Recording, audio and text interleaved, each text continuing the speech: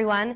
Welcome to Wilkes Now, our news broadcast featuring the top stories from the Wilkes University campus and the local community. I'm Michaela Oliverio. And I'm Allison Cibulka. So thank goodness we are both functioning and alive this week. I know last week we were both really sick. You actually had to call off from the show, and I was really sad because I was sitting here and I was dying. I was like, where's Michaela? But yeah, I'm so glad you're back, and just in time for break. So what are you going to do over break? Well, I'm really excited because during Thanksgiving I usually spend a lot of time with my family, and we always cut down our Christmas tree. What about you? I'm going to be the built-in babysitter. I have a lot of younger cousins, and I'm always the one that always likes to play the kids' games, you know, go out and play football with all the little kids. So I will be the built-in babysitter, and I will probably be decorating the tree as well. Oh, that sounds like fun. Attention all yoga junkies. Wilkes University will be offering its first yoga class this upcoming spring. The class can be taken for 3 credits and will be taught by Katherine Schaefer. You do not need prior experience to take this class. This class will help with flexibility and teach students how to incorporate their bodies and minds into relaxing yet challenging yoga poses. Now let's take it to Sam Sebia from the Special Olympics fundraiser recently held on the Wilkes campus. Hey guys, it's Sam here reporting for Wilkes Now. I'm at the fun and fabulous Special Olympics Sports Bash, which is organized by the Zebra Communications Program. How much went into organizing an event like this for you and your students? Oh, it's probably taken about a month and a half, setting things up in terms of getting the space, not just promoting it. The PR part is easy. It's the logistics and the volunteers that literally take weeks to plan.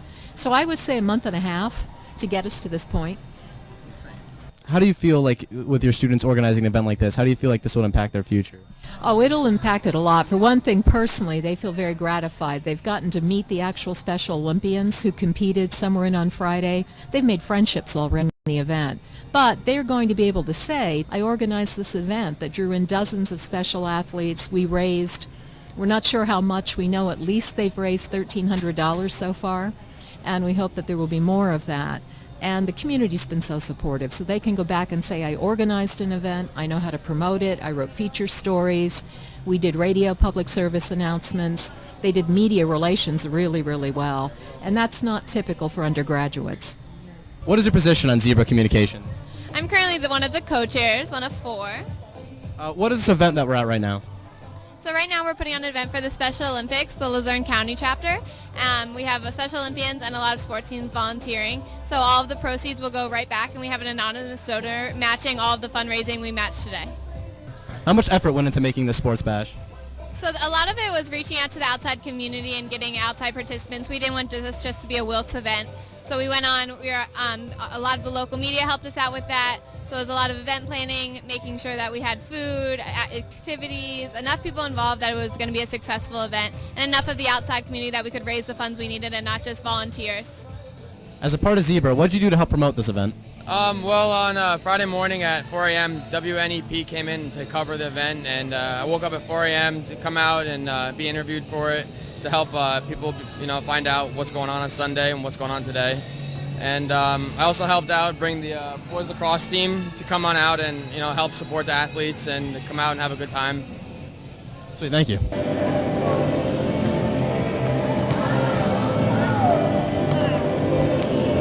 What's it like to be a Special Olympian? It's pretty cool. Yeah. And I heard you have a lot of medals. Can you explain what you did to get all those? Yeah, I do running. I did walking. I just started running this year. I did cross country in high school. Yep.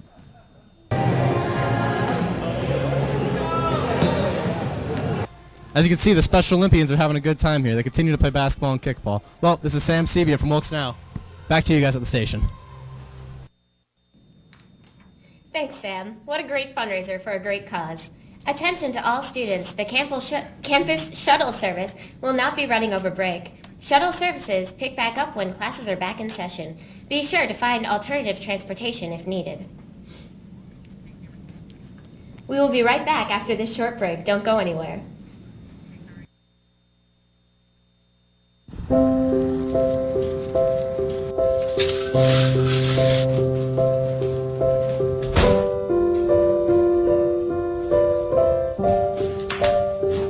I like to eat apples and bananas. I want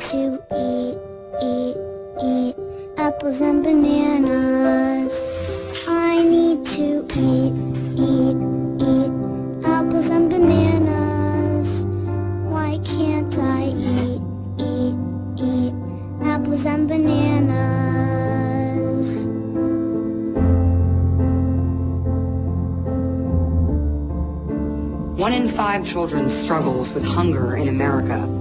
Support the Feeding America nationwide network of food banks to help provide meals to those in need. Join us at feedingamerica.org.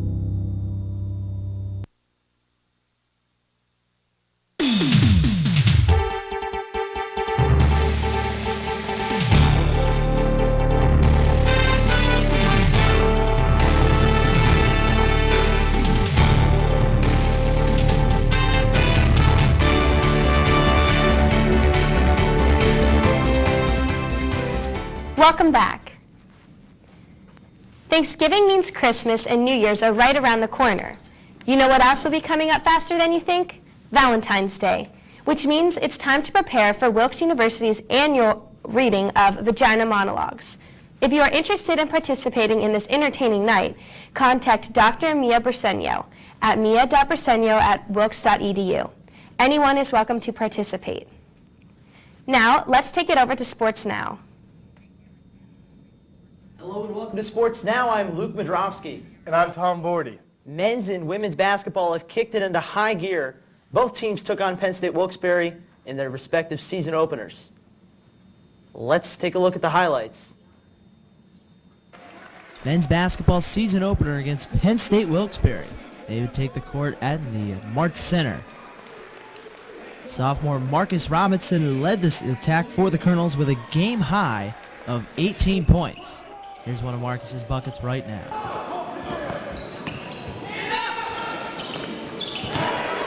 John Gaffredo gets in on the action after getting a pass and shoots one from downtown. Wilkes would take the opener 85-54. Just 24 hours after the men's victory, the Lady Colonels took the floor against Penn State Wilkes-Barre in their own season opener at the Martz Center. A team led by just 3 seniors will have a lot of learning to do this season.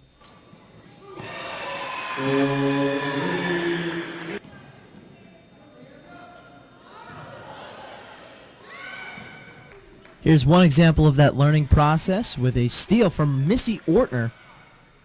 Dishes to a layup by freshman Gianna Roberts. Roberts led the game with a game high of 13 points.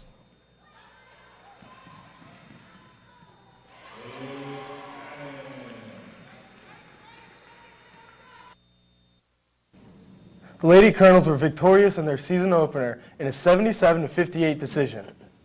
Today with us we have Lady Colonels basketball head coach Chris Erie. Thanks for joining us today, Coach Erie. Absolutely. So a couple questions for you to start things off. What are the keys to this season to be successful?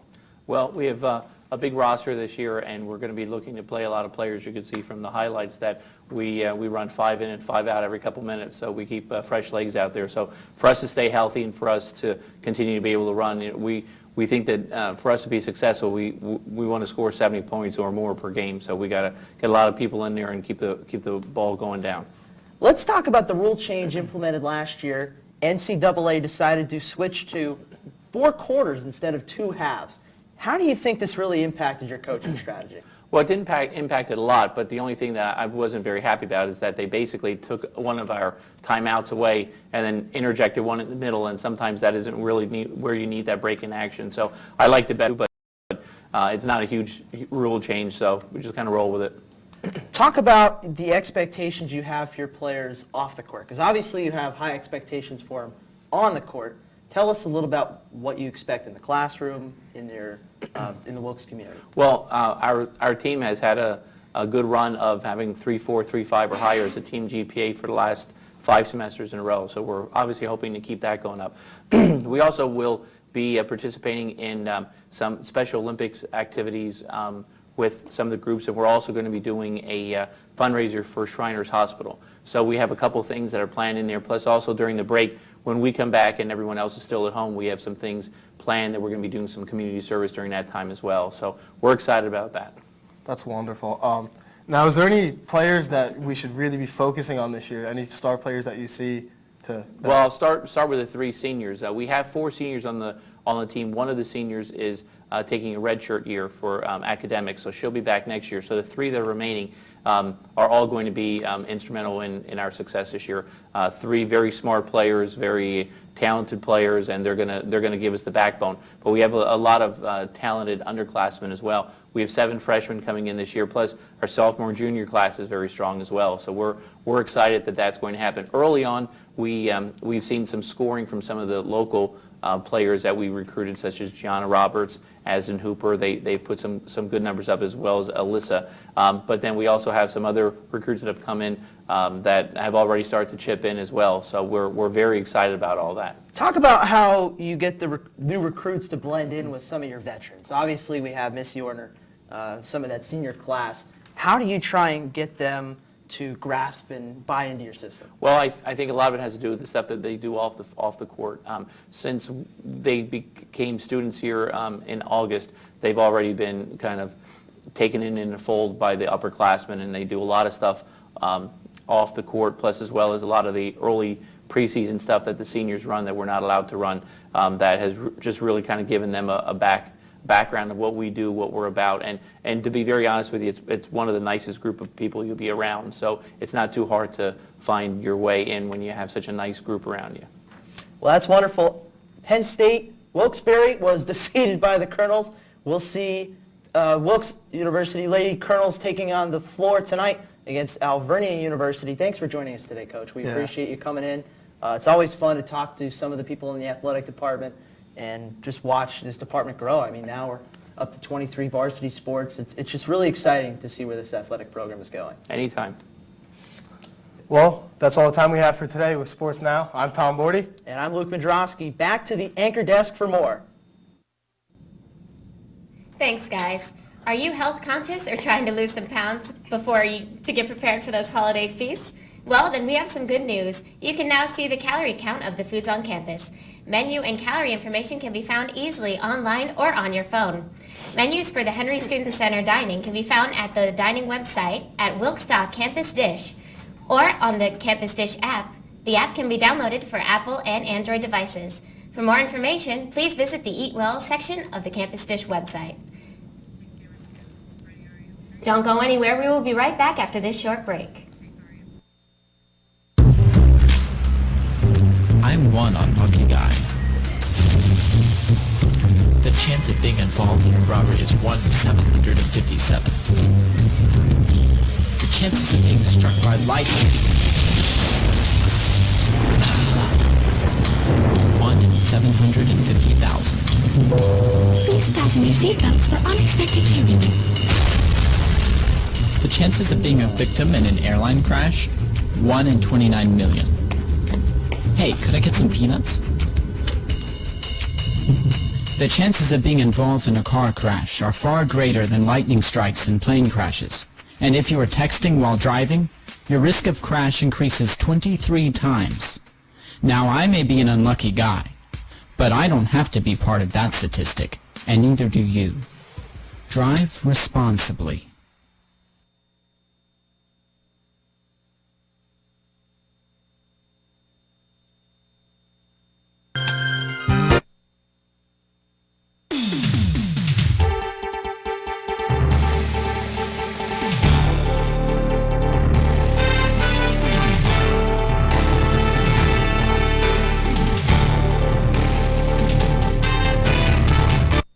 Thanks for staying tuned. I'd like to remind students that finals are coming up fast. After Thanksgiving break, there are only 2 weeks left before finals. With that being said, it's recommended that students prepare early. Look on the Wilkes University website to find out what time your finals are scheduled for. Now, let's take it to Amanda Bialik with Connect with the Colonel.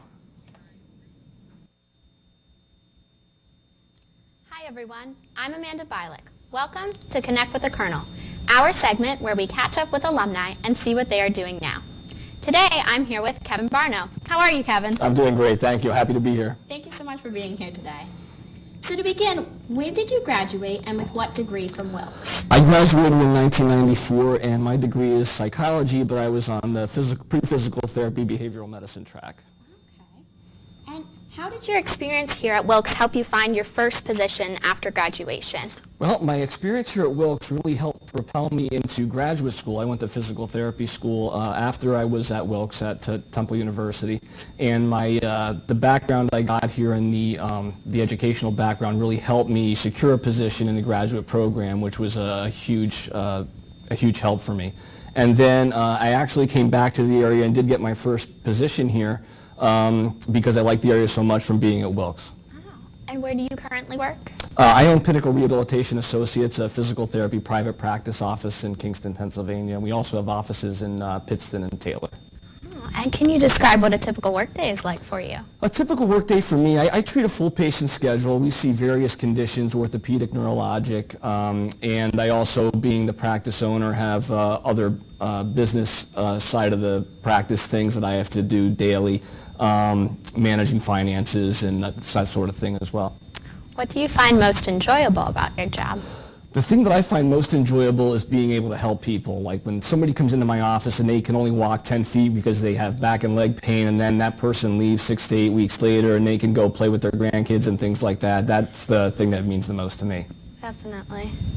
Well, what was a favorite memory of yours back when you were studying here at Wilkes? A favorite memory of mine was when I was elected student government president. I was involved in student government. That's one of the great things about Wilkes, is that it's a small enough school that you can really be involved in different activities and organizations. I made so many great friends being involved in a couple things like that, and it was really nice to be able to do some community events and some community service type things through those organizations. So I have to say that's probably one of my favorite memories from being here.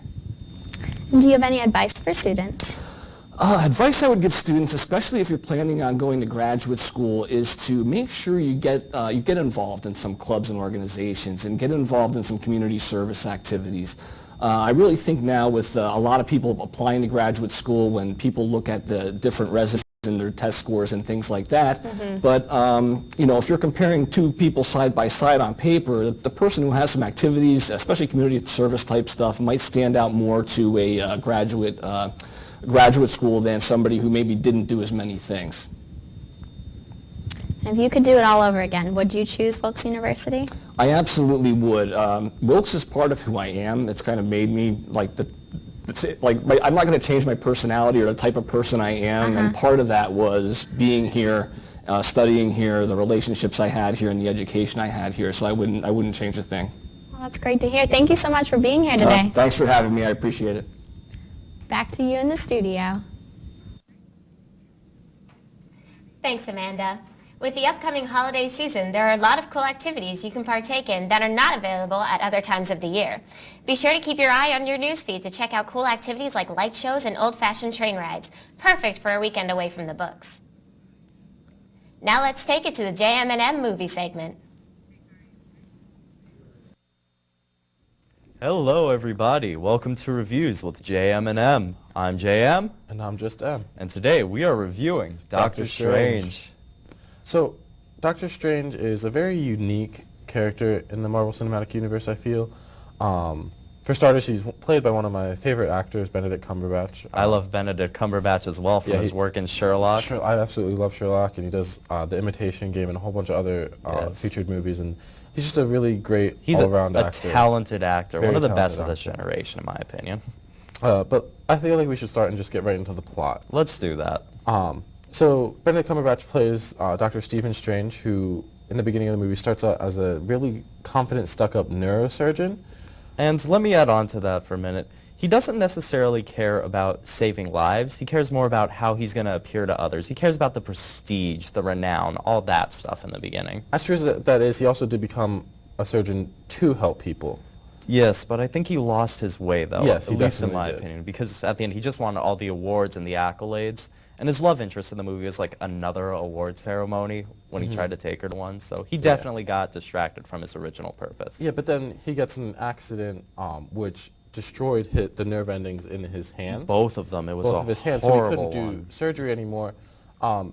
This kind of forced him to realize why he was actually a surgeon in the first place, and learn that he really just wanted to help people more than he actually wanted the fame and fortune. But how does he do this, you might be wondering? Well, Strange, after exhausting all of his funds, except for a few, on Western medicine, he learns that in India there is some mythical ancient Eastern medicine that could possibly heal the nerve endings of his hands so he could be able to perform surgery again. He exhausts all of his money, and he goes on a trip there to discover a lot of mystical things, to say the least. Yeah, and he really wasn't expecting it, and his mind really wasn't open to that train of thought, but as he was there more, he realized that this could really help him. So he began training under the Sorcerer Supreme and learned the art of sorcery. He did, and that gave him tons of cool powers as well. Let me start off with the Cloak of Levitation, which I think stole the show in this movie, personally. I think, it was really funny. The cloak kind of has like its own mind It in the does. movie. And they go back and forth a little, but the cloak's power obviously helps him levitate, helps him fly. Mhm. It is pretty awesome. And he keeps him alive multiple times throughout the movie It as really well. does. Another big key item that he has is the Eye of Agamotto, which basically controls time. You can have it like control time for the entire world, or you can control just like a specific thing. Like in the movie, he has an apple, and he just shows it going back and forth from eaten to uneaten, which is really cool. Especially if you're facing a powerful enemy and you want to basically save before a boss fight, as you do in video games. Yeah. And finally, he has a sling ring, which Micah will demonstrate how that works in a second. The sling ring allows him to open up a portal to basically anywhere he imagines and travel there with the use of magic. And it's really cool because all he does is he puts two fingers out and he just waves his hand, and the portal just opens right in front of him. You walk through it, closes behind him, you know. He can get pretty much anywhere in the world. It is absolutely amazing. Way more efficient than using a plane to travel, in my humble opinion. But then, just being a sorcerer, he has the basic ability to just conjure up weapons, shields, stuff like that. Pretty much anything he wants to use to help him in his tasks. Which is pretty cool. This really did introduce mystical elements to the Marvel Cinematic Universe. But before we get into that, we need to talk about the effects in this movie. Well, I mean, just the fact that it has to do with magic and sorcery and stuff like that, you need to be able to have amazing effects, which they did. They were altered- Inception level effects. They really were. I feel like they were better than Inception. They just altered reality. You didn't really know exactly what you were watching, but you still understood the story and you still understood what was happening. I honestly think they were some of the best effects I ever saw. I think they in a really movie. were. I can completely agree with that. Especially when they were in the other realm, like fighting each other, where nothing was affected in our reality.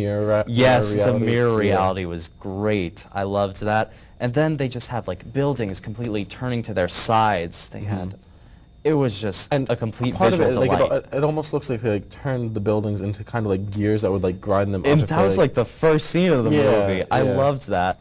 But yeah, anyway, the effects were just absolutely fantastic. Beautiful. Along with the storyline was absolutely fantastic. So where does this fit in the Marvel Cinematic Universe? Where would you say, The Micah? Marvel Cinematic Universe, obviously it is the most recent Marvel movie, and it fits in well. Doctor Strange is obviously a big part of the Marvel Universe, so he's now going to be part of the Avengers.